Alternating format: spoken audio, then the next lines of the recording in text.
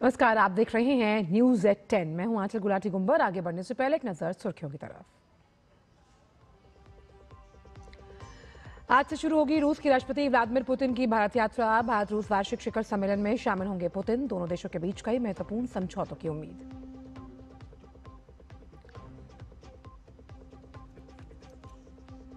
राष्ट्रीय सुरक्षा और लोक स्वास्थ्य पर होने वाले खर्च से जुड़े बिल पर आज लोकसभा में चर्चा। राज्यसभा में रखी जाएगी विभिन्न विभागों की संसदीय स्थायी समिति की रिपोर्ट।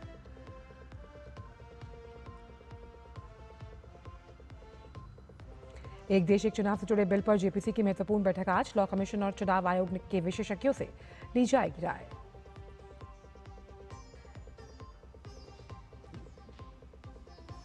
आज है नौसेना दिवस। राष्ट्रपति, उपराष्ट्रपति, प्रधानमंत्री और रक्षा मंत्री ने दी शुभकामनाएं। पीएम ने कहा, असाधारण साहस और दृढ़ संकल्प का पर्याय है भारतीय नौसेना।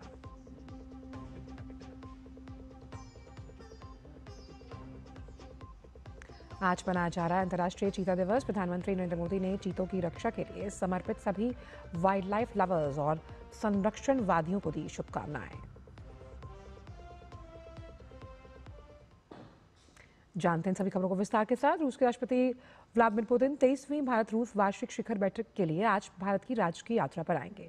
2 दिवसीय यात्रा के दौरान राष्ट्रपति पुतिन नई दिल्ली में प्रधानमंत्री नरेंद्र मोदी के साथ वार्ता करेंगे। दोनों नेता आपसी हित के क्षेत्रीय और वैश्विक मुद्दों पर विचारों का आदान प्रदान करने वाले हैं। व्यापार, अर्थव्यवस्था, स्वास्थ्य सेवा, शिक्षा, संस्कृति और मीडिया क्षेत्रों सहित कई समझौतों पर हस्ताक्षर होने की उम्मीद।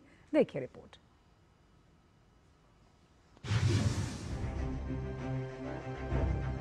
वार्षिक शिखर वार्ता के लिए गुरुवार से भारत की 2 दिवसीय यात्रा पर आ रहे हैं रूसी राष्ट्रपति व्लादिमीर पुतिन। रूसी राष्ट्रपति की ये यात्रा दोनों देशों के विशेष और विशेषाधिकार प्राप्त रणनीतिक साझेदारी को मजबूत करने के दृष्टिकोण को स्थापित करेगा। इससे द्विपक्षीय रणनीतिक संबंधों को और मजबूती मिलेगी। प्रधानमंत्री नरेंद्र मोदी के निमंत्रण पर रूस के राष्ट्रपति व्लादिमीर पुतिन 23वीं भारत रूस वार्षिक शिखर बैठक में हिस्सा लेंगे। दोनों नेता मुलाकात के दौरान द्विपक्षीय संबंधों की समीक्षा करेंगे।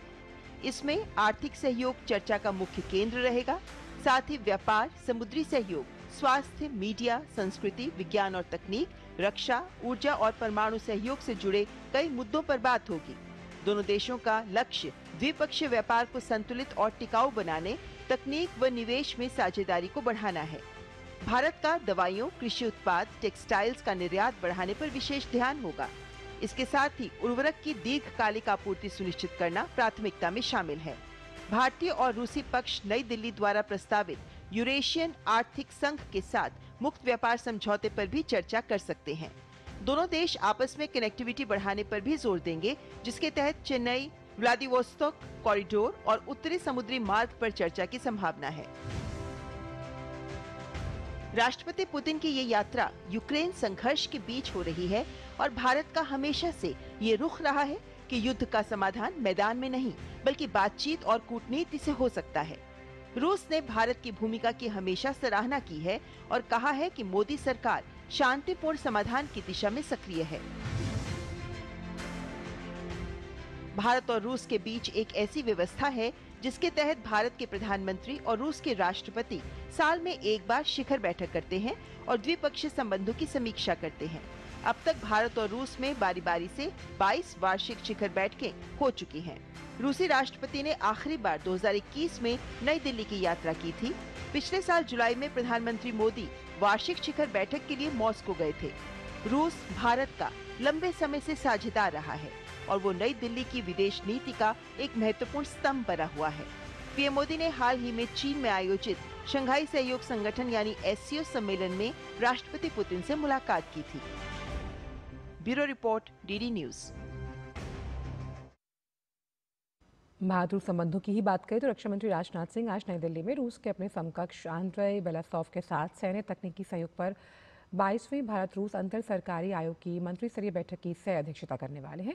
रक्षा मंत्रालय ने कहा कि दोनों नेता बैठक के दौरान रक्षा के क्षेत्र में भारत और रूस के बीच बहुआयामी संबंधों की संपूर्ण समीक्षा करेंगे। वो आपसी हित के समकालीन क्षेत्रीय और वैश्विक मुद्दों पर भी विचारों का आदान प्रदान करेंगे। मंत्रालय ने कहा कि इस यात्रा के दौरान बेलासोव राष्ट्रीय युद्ध स्मारक पर पुष्पांजलि अर्पित करेंगे और सर्वोच्च बलिदान देने वाले भारतीय सैनिकों को भी श्रद्धांजलि अर्पित करेंगे। तो आज का दिन बेहद अहम, क्योंकि राजकीय दौरे पर जो रूस के राष्ट्रपति हैं वो भारत पहुंच रहे हैं। दोनों देशों के बीच कई ऐसे क्षेत्र है जिस पर समझौता होने की उम्मीद, इसमें सैन्य सुरक्षा और ऊर्जा विशेष तौर पर अहम बताए जा रहे हैं। रूस और भारत की दोस्ती कई दशकों पुरानी है और ऐसे में पुतिन का भारत आना इन संबंधों को प्रगाढ़ता के साथ आगे लेकर जाएगा। हमारे साथ अखिलेश सुमन इस वक्त जुड़ गए हैं। अखिलेश, आज का दिन बेहद अहम है क्योंकि पुतिन जो हैं वो राजकीय दौरे पर भारत पहुंचेंगे। ऐसे में कई अहम क्षेत्र, साफ तौर पर सैन्य सुरक्षा और ऊर्जा, ये दो ऐसे क्षेत्र हैं जिन्होंने भारत और रूस की दोस्ती, कूटनीतिक रिश्ते को लगातार मजबूती दी है। देखिए, निश्चित तौर पे प्रधानमंत्री नरेंद्र मोदी और रूस के राष्ट्रपति व्लादिमीर पुतिन के बीच में जो वार्ता होने वाली है आज शिखर बैठक, उस शिखर बैठक का एक बहुत बड़ा फोकस जो है, जो विदेश मंत्रालय सूत्रों से हमें पता चला है कि वह है ट्रेड एंड कॉमर्स। देखिए, एक दुनिया में एक ऐसी स्थिति बनी है जब एक अमेरिका सेंट्रिक एक एक्सपोर्ट इकोनॉमी थी तो अधिकांश देशों की, तो उस इकोनॉमी को अभी डाइवर्सिफाई करने की जरूरत है। भारत और रूस के बीच में ट्रेड तकरीबन 69 बिलियन डॉलर का है, लेकिन इसमें भारत का जो एक्सपोर्ट का हिस्सा है वो काफी कम है। तो भारत की कोशिश ये भी होगी इस शिखर वार्ता के दौरान कि ये जो ट्रेड का इम्बैलेंस है रूस के साथ, उस ट्रेड इम्बैलेंस को दूर किया जाए। देखिए, हम रूस से हथियार खरीदते हैं, हम रूस से तेल खरीद रहे हैं, हम रूस से न्यूक्लियर रिएक्टर लेते हैं। आगे आने वाले दिनों में हम रूस से हो सकता है कि छोटे मॉड्यूलर रिएक्टर भी खरीदे, लेकिन हमारे तरफ से जो निर्यात है वो निर्यात बढ़ने की काफी जरूरत है, ताकि जो हमें जो एक संबंधों में कहते हैं कि जिसकी पैरिटी होनी चाहिए, वो पैरिटी बहुत महत्वपूर्ण है। तो इस लिहाज से जो आज की कल की शिखर वार्ता है वो काफी महत्वपूर्ण होगी। देखिए, दूसरी जो महत्वपूर्ण बात है कि अभी जो ऑपरेशन सिंदूर हुआ उसमें ये पाया गया कि रूस का जो S-400 था, S-400 काफी कामयाब साबित हुआ हमारे लिए, क्योंकि हम टर्की से मिसाइल के हेल्प मिले थे पाकिस्तान को, चाइना से मिसाइल के हेल्प मिले थे, और S-400 ने वो सारे मिसाइल को नेस्तनाबूद कर दिया। तो ऐसे में S-400 की सप्लाई को कैसे और बढ़ाया जा सकता है, उसे और कितनी जल्दी और लाया जा सकता है, क्योंकि 5 में से 3 आए हैं हमारे पास, 2 अभी भी आने बाकी है, और हमने मांग रखी है कि और भी S-400 चाहिए। उसके अलावा सुखोई विमान भी हमें चाहिए। सुखोई विमानों पर भी बात होगी, रक्षा मंत्री राजनाथ सिंह अलग से अपने समकक्ष से बात करेंगे। तो रक्षा के लिहाज से भी यह बैठक जो है वो बहुत ही महत्वपूर्ण है, क्योंकि एक देखिए, भारत की जो स्थिति है, भारत की स्थिति कह सकते हैं कि लगातार चुनौतीपूर्ण रही है, और इस चुनौतीपूर्ण स्थिति में भारत को अपनी सीमाओं की सुरक्षा करना बहुत जरूरी है, और सीमा पार से भी जो आने वाले खतरे हैं उनसे भी सुरक्षित रहना बहुत जरूरी है। तो ऐसे में रूस का हमें लगातार साथ मिलता रहा है। हमारे रक्षा जो संसाधन है, वो रक्षा संसाधनों में अभी भी करीबन 36-37% रूस का है, और उसको कंसोलिडेट करके उसे और आगे बढ़ाने की जरूरत समझी जा रही है, क्योंकि वो ट्रस्टेड है। उसमें हमारे यहाँ के जो इक्विपमेंट है उसे सिंक्रोनाइज कर जी, जाते हैं, तो इसलिए अच्छा एक अखिलेश, एक रक्षा चीज़ और पर मैं भी आपसे, नीतिगत बात होनी जी, है। एक चीज़ और समझना चाह रही थी, क्योंकि जिस परिप्रेक्ष्य में ये राजकीय यात्रा हो रही है, हम जानते हैं कि रूस और यूक्रेन इस वक्त युद्ध की स्थिति से गुजर रहे हैं, और ऐसे परिप्रेक्ष्य में इस यात्रा का होना खास तौर पर कैसी वैश्विक शांति के आगाज के रूप में भी इसे हम देख सकते हैं, क्योंकि लगातार अगर देखा जाए तो अ, रूस और यूक्रेन के बीच जो तमाम संबंध हैं वो वापस पटरी पर आए, इसकी उम्मीद पूरा विश्व लगाकर बैठा हुआ है। हाँ, देखिए, रूस और यूक्रेन के बीच के संबंधों की जहां तक बात है, तो भारत का लगातार ये कहना रहा है कि जो किसी भी देश के साथ जो है युद्ध तरीका नहीं है समस्याओं को हल करने के लिए। प्रधानमंत्री नरेंद्र मोदी वो पहले शासनाध्यक्ष थे पूरी दुनिया में, जिन्होंने पहली बार राष्ट्रपति पुतिन के सामने कहा था कि महोदय, ये युद्ध का समय नहीं है। तो ऐसी स्थिति, इस पृष्ठभूमि में अगर देखें तो यूक्रेन भी प्रधानमंत्री नरेंद्र मोदी गए थे, रूस भी लगातार उनसे तकरीबन 11 साल में 17 बार राष्ट्रपति पुतिन से उनकी बात हुई है, और प्रधानमंत्री का और भारत के जो राजनयिक है उनका लगातार ये कहना रहा है कि बातचीत से, डायलॉग एंड डिप्लोमेसी का उपयोग करना चाहिए। अभी एक महत्वपूर्ण जो परिघटना ये घट रही है कि अमेरिकी राष्ट्रपति डोनाल्ड ट्रंप इसमें मध्यस्थता करने की कोशिश कर रहे हैं, और भारत का लगातार ये मानना रहा है कि मध्यस्थता चाहे कोई भी हो, शांति स्थापित करना चाहिए। निश्चित तौर पर रूस के राष्ट्रपति जब आ रहे हैं, अभी भारत शिखर वार्ता होगी प्रधानमंत्री नरेंद्र मोदी, तो यह एक महत्वपूर्ण मुद्दा होगा कि किस तरीके से वो रूस के राष्ट्रपति ब्रीफिंग देंगे। जो हमें कहा गया है रूसी जो राजनयिकों द्वारा कि वो एक कह सकते हैं फर्स्ट हैंड इंफॉर्मेशन वो रखेंगे कि किस तरीके से बातचीत चल रही है यूक्रेन के मसले पे अमेरिका से, और अमेरिका किस तरीके से रूस के साथ इस मसले पे डील कर रहा है। तो एक बहुत ही महत्वपूर्ण वार्ता होगी और भारत उसमें क्या सहयोग कर सकता है, क्योंकि भारत लगातार इस बात की कोशिश करता रहा है कि जो भी अपने डिप्लोमेटिक हमारे कैपेसिटी है, उस डिप्लोमेटिक कैपेसिटी में हम इस मसले को हल करने में मदद करेंगे। तो निश्चित तौर पे एक महत्वपूर्ण बात होगी और देखना ही होगा कि किस तरीके से इसके बाद क्या ज्वाइंट स्टेटमेंट आता है, किस तरीके की बात होती है। एक चीज और बहुत संक्षिप्त में कि रूस का जो निचला सदन है स्टेट ड्यूमा, उसने मंगलवार को इस यात्रा के शुरू होने से पहले reciprocal support of logistic support यानी रिलॉस को मंजूरी दी, जो सैन्य ताकत को बढ़ाने के साथ साथ कैसे द्विपक्षीय संबंधों को और मजबूत करता है।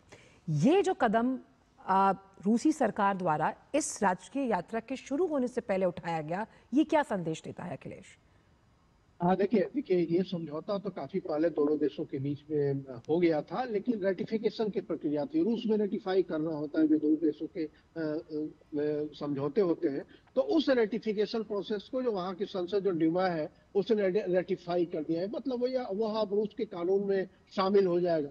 निश्चित तौर पे एक कह सकते हैं कि भारत रूस के संबंधों के बीच में बहुत ही महत्वपूर्ण आयाम ये जोड़ता है, क्योंकि इसके तहत जो उनके जो हवाई जहाज है हमारे यहाँ आ सकेंगे, रिफ्यूलिंग कर सकेंगे, उनके जो पोर्ट है हम यूज कर सकेंगे, हमारे पोर्ट वो यूज कर सकेंगे। मतलब जो भी सहयोग हो सकता है, जो एक आने जाने का जो खास करके रक्षा सामग्रियां हैं, उन रक्षा सामग्रियों में सहयोग करने का, तो वो सारी चीजें होंगी। तो वो लॉजिस्टिकल एग्रीमेंट जो है भारत और रूस के जो रक्षा संबंध है उसको काफी महत्वपूर्ण ताकत देता है, क्योंकि हमारे यहाँ रूस के आयुध है, लेकिन उसको कैसे यूज कर रहा है, किस समय यूज कर रहा है। और आपको याद होगा कि एक समय इतिहास में जब भारत और पाकिस्तान के बीच में लड़ाई चल रही थी और एक बांग्लादेश का अलग गठन हुआ था, उसमें अमेरिका का थ्रेट आया था कि हम अपना 7वां बेड़ा भेजेंगे, तो उस समय रूस ने अपने जहाज भेजे थे, तो इसके चलते अमेरिका वापस चला गया था। तो यह एक बहुत ही महत्वपूर्ण क्रेडेंशियल है रूस का कि भारत की सुरक्षा में, भारत की रक्षा में वो लगातार खड़ा रहा है। और यह जो समझौता है जिसे रेटिफाई किया है रूस की डूमा ने, यह समझौता उसी दिशा में एक अहम कड़ी है जो भारत की रक्षा को और मजबूत बनाएगा। अखिलेश, बहुत बहुत शुक्रिया इन तमाम जानकारी को हमसे साझा करने के लिए। तो रूस और भारत के संबंधों का एक नया चैप्टर आज से शुरू होगा, क्योंकि जो पुतिन है रूसी राष्ट्रपति, वो राजकीय दौरे पर भारत आ रहे हैं। वक्त छोटे से ब्रेक के उस पार भी खबरों का सिलसिला जारी रहेगा। आप देखते रहिए न्यूज़ एट 10। सर, इतनी बढ़िया प्राइस पे कार खरीदना एक मास्टर स्ट्रोक है सर। सर, बिना झंझट के मुझे कार लोन कौन देगा? सर, सचिन? अरे सचिन सर मुझे लोन क्यों देंगे?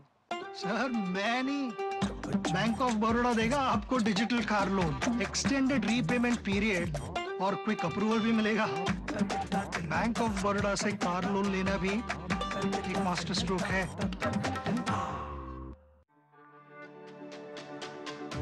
मेरी पसंद, मेरी पसंद, मेरी पसंद, मेरी पसंद, हमारी पसंद, हम सबकी पसंद। मजबूत देश का मजबूत सरिया हो गया स्टील। ब्रेक के बाद सभी का स्वागत। बढ़ते आगे और बात करते हैं संसद से जुड़ी हुई। लोकसभा में आज एक ऐसे विधेयक पर चर्चा होगी जो पान मसाला और केंद्र सरकार की ओर से अधिसूचित की गई अन्य वस्तुओं के उत्पादन पर उपकर यानी सेस लगाने का प्रस्ताव करता है। इस बिल का नाम है स्वास्थ्य सुरक्षा से राष्ट्रीय सुरक्षा उपकर विधेयक 2025। वित्त मंत्री इस बिल पर चर्चा के दौरान इसके प्रमुख प्रावधानों, इसके वित्तीय प्रभाव और सेस से जो जुटाए जाने वाला राजस्व है, इसके उपयोग की रूपरेखा पेश करेंगी। सरकार की कोशिश होगी कि आज ही के दिन इस बिल को सदन से पारित करवा लिया जाए। इसके अलावा विभिन्न मंत्रालयों की स्थायी समिति की रिपोर्ट भी आज सदन के पटल पर रखी जानी है। इनमें श्रम, वस्त्र और कौशल विकास से जुड़ी रिपोर्ट शामिल होंगी। वहीं राज्यसभा में आज विभिन्न मंत्रालयों और विभागों से संबंधित संसदीय स्थायी समितियों की रिपोर्ट सदन के पटल पर रखी जाएगी। इन प्रतिवेदनों में मंत्रालयों के कार्य, निष्पादन, योजनाओं की प्रगति, बजटीय आवंटन के उपयोग, नीतिगत क्रियान्वयन और सुधार की आवश्यकता वाले क्षेत्रों का आकलन शामिल है। इसके अलावा दोनों सदन में प्रश्नकाल के दौरान कई महत्वपूर्ण सवाल सरकार से पूछे जाएंगे।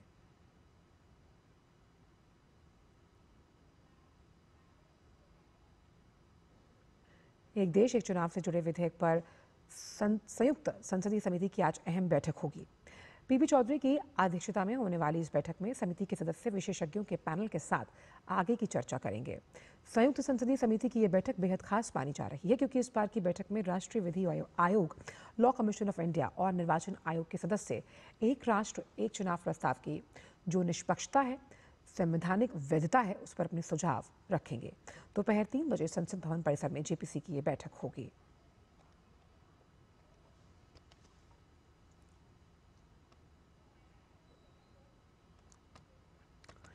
एयरलाइंस कंपनी इंडिगो की परेशानियां खत्म होने का नाम नहीं ले रही। पायलटों की कमी से जूझ रही कंपनी की उड़ानों में देरी और रद्द होने के कई दिनों से चल रहे इस सिलसिले को बुधवार को भी देखा गया।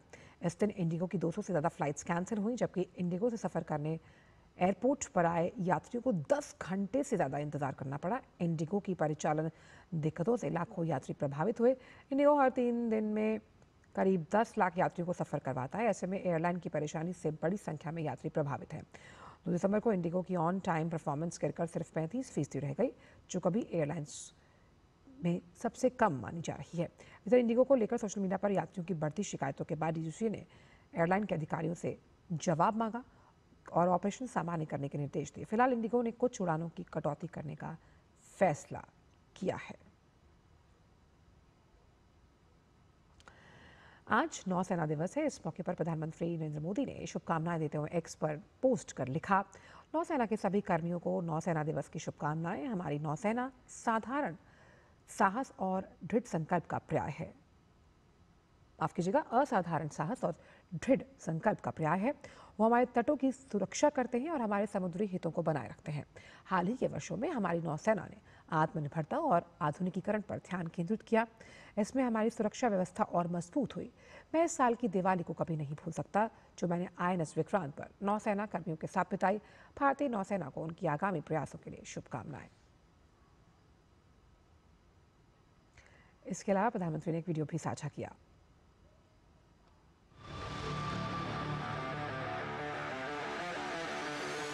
मैं नौसेना परिवार के सभी सदस्यों को नेवी डे पर विशेष रूप से बधाई देता हूं।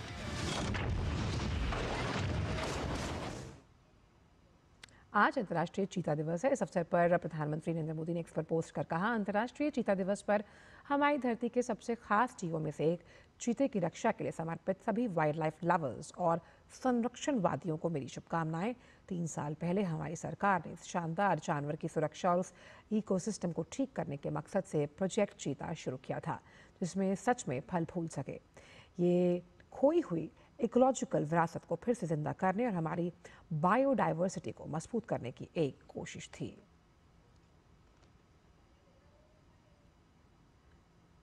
और प्रधानमंत्री ने चीतों की कुछ तस्वीरों को भी साझा किया है।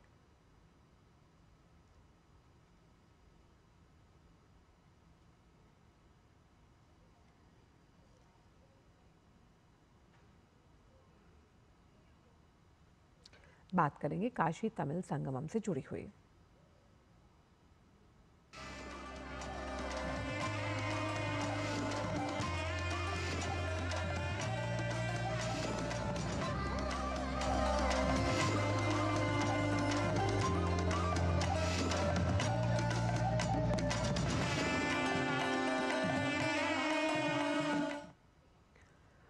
काशी तमिल संगमम के चौथे संस्करण के प्रतिभागियों का दूसरा समूह विशेष ट्रेन से काशी पहुंचा।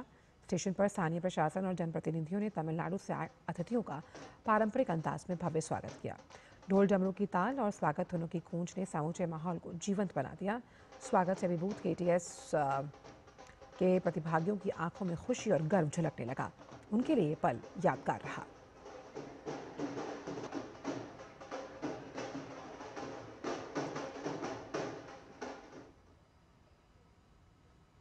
काशी तमिल संगमम के तहत नमो घाट पर एक विशेष और प्रेरक पहल की शुरुआत हुई, जहां गंगा तट पर नाविक परिवारों के बच्चों को तमिल भाषा सिखाई जा रही है।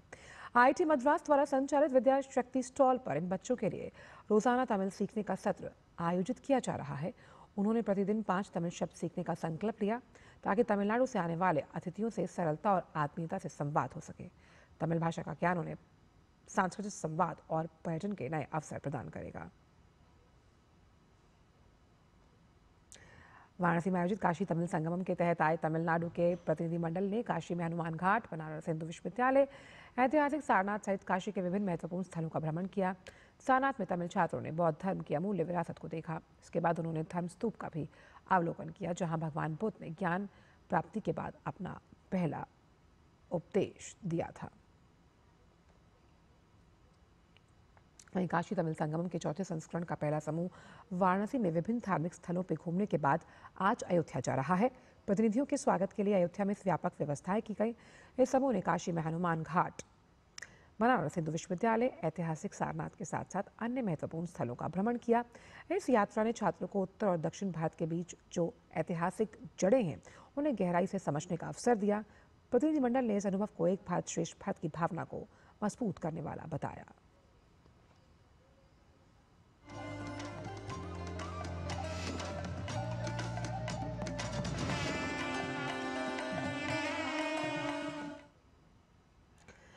नवंबर में प्रधानमंत्री नरेंद्र मोदी कोयम्बटूर के south India natural farming summit 2025 में शामिल हुए थे। इसमें प्रधानमंत्री ने बड़ी सैलरी वाले कॉरपोरेट और की नौकरी छोड़कर प्राकृतिक खेती अपनाने वाले एग्री एंटरप्रेन्योर, साइंटिस्ट, किसान उत्पादक संगठन और भारत की कृषि को बदलने वाले किरदारों से मुलाकात की थी। अब प्रधानमंत्री ने सोशल मीडिया प्लेटफॉर्म लिंक्डइन पर भारत और प्राकृतिक खेती आगे का रास्ता शीर्षक से अपने अनुभव साझा किए। उन्होंने कहा कि कोयम्बटूर का समिट हमेशा यादों का हिस्सा है। इससे पता चलता है कि भारत के किसान, एग्री इनोवेटर्स, एग्री एंटरप्रेन्योर्स अपनी सोच और कॉन्फिडेंस से खेती का भविष्य बना रहे हैं। साथ ही प्राकृतिक खेती करने वाली टीमों की जानकारी उन तक पहुंचाने की अपील की है। तो जैसा कि हमने आपको बताया कि बड़े प्रोफेशनल्स अपने काम को छोड़कर खेती से जुड़े, और साथ ही साथ प्रधानमंत्री ने एग्री एंटरप्रेन्योर्स के साथ मुलाकात की, जिसका अनुभव उन्होंने लिंक्डइन पर साझा किया है। भारत को वैश्विक लोकतंत्र संस्था इंटरनेशनल आइडिया की काउंसिल का 2026 के लिए अध्यक्ष चुना गया। इस पद का कार्यभार भारत के मुख्य निर्वाचन आयुक्त ज्ञानेश कुमार ने संभाला। इंटरनेशनल आइडिया विश्व के कई देशों के साथ मिलकर लोकतांत्रिक प्रक्रिया, चुनावी सुधार, सुशासन और पारदर्शिता को बढ़ावा देने का काम करती है। भारत को ये दायित्व उसकी पारदर्शी और विश्वसनीय चुनाव प्रणाली की वैश्विक पहचान के आधार पर मिला। इस अवसर पर मुख्य चुनाव आयुक्त ने अपने भाषण में कहा कि भारत दुनिया का सबसे बड़ा लोकतंत्र है और संविधान के तहत स्वतंत्र और निष्पक्ष चुनावों का सफल संचालन करता है। इसके साथ ही भारत में 96 करोड़ से ज़्यादा रजिस्टर्ड मतदाता हैं और 2024 के आम चुनाव दुनिया का सबसे बड़ा चुनावी अभ्यास है। भारत चुनावी प्रबंधन, तकनीकी नवाचार, लोकतांत्रिक मूल्यों को आगे बढ़ाने के लिए प्रतिबद्ध है। वैश्विक लोकतंत्र संस्था इंटरनेशनल आइडिया की काउंसिल में माल्टा और मेक्सिको 2026 में उपाध्यक्ष के तौर पर कार्य करेंगे। साथ ही इंटरनेशनल आइडिया के सदस्य और प्रेषक देशों की पंजीकृत मतदाताओं की वैश्विक सूची जारी की गई। बात क्रिकेट की। T20 विश्व कप में भारतीय टीम नई जर्सी में नजर आएगी। T20 विश्व कप 2026 के लिए भारतीय टीम की जर्सी का अनावरण दक्षिण अफ्रीका के खिलाफ दूसरे वनडे के दौरान किया गया। इस नई जर्सी का अनावरण T20 विश्व कप के ब्रांड एम्बेसडर, पूर्व भारतीय कप्तान रोहित शर्मा और भारतीय T20 टीम के खिलाड़ी तिलक वर्मा ने किया। T20 विश्व कप का 10वां चरण भारत और श्रीलंका के 8 स्थलों पर 7 फरवरी से 8 मार्च तक आयोजित किया जाएगा। भारत को ग्रुप ए में उसकी पारंपरिक प्रतिद्वंदी पाकिस्तान, अमेरिका, नीदरलैंड्स और नामीबिया के साथ रखा गया। भारत 7 फरवरी को मुंबई में अपने अभियान की शुरुआत अमेरिका के खिलाफ करेगा। न्यूज़ 18 में इतना ही। दीजिए इजाजत। नमस्कार।